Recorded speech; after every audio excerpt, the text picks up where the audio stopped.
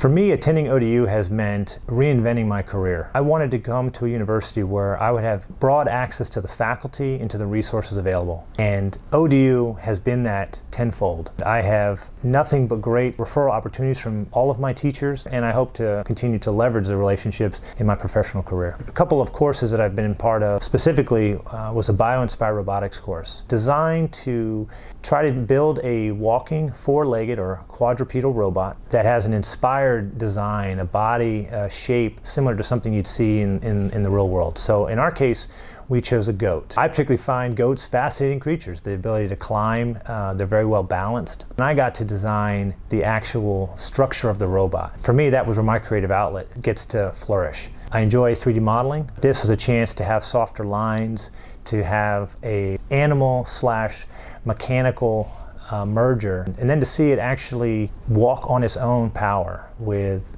programming through the helps of my teammates.